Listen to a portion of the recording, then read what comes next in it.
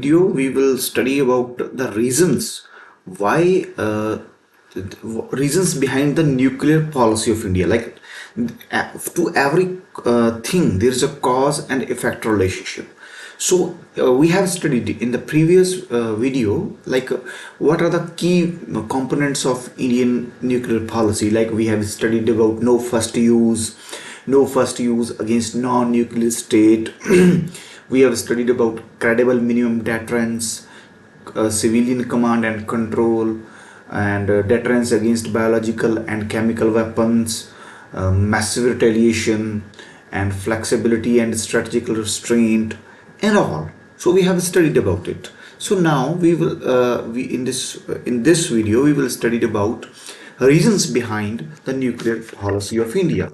So first reason is geopolitical context. So see, this is India. So this is India. Here is China, which is emerging. Which is trying to be a global hegemon and trying to replace United States or challenging it. Here is Pakistan. Here is very much insecurity here because instability in the Middle East, and here are and in nearby the India there are many sea lanes of international importance or global important sea lanes. Here is so much of piracy, and this region is very unstable, and there are chances that in future too certainty or there is a certainty that stability is not near. So when we studied about anything, any response or any policy which India is going to take or which stance India is going to take, the background is set up by the geopolitical context.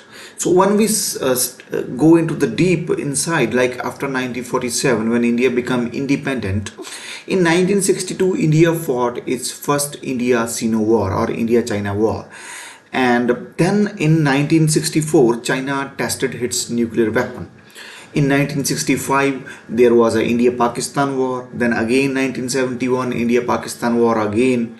So here the context was very clear. Like India is going to face two front challenge. One front from Pakistan and another front was from China. If after 1971, though the third front, which could be from the erstwhile Pakistan, now Bangladesh, was removed.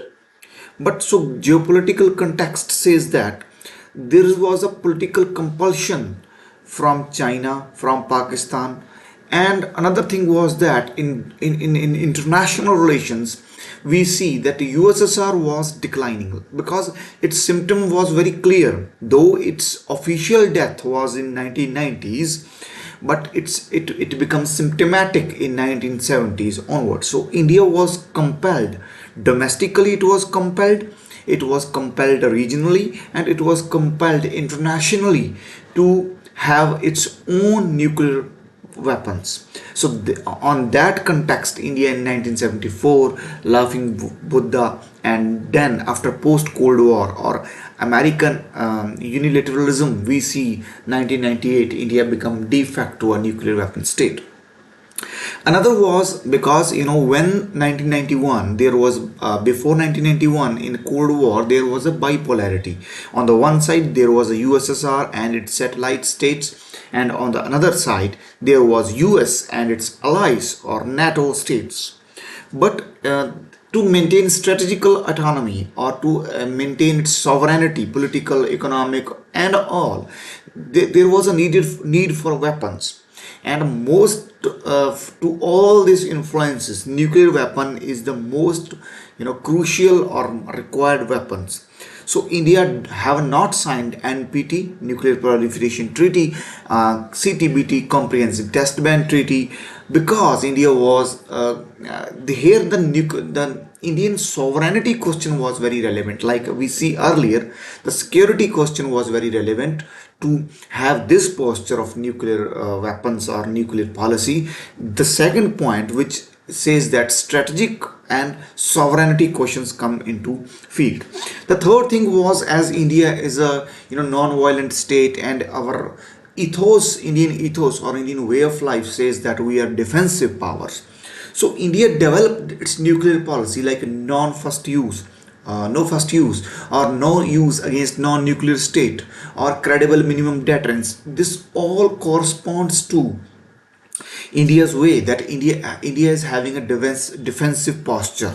So because India is being threatened from China, Pakistan, and its asymmetrical warfare by various means. So Indian nuclear policy shows the defensive posture of India, and it's relevant there also.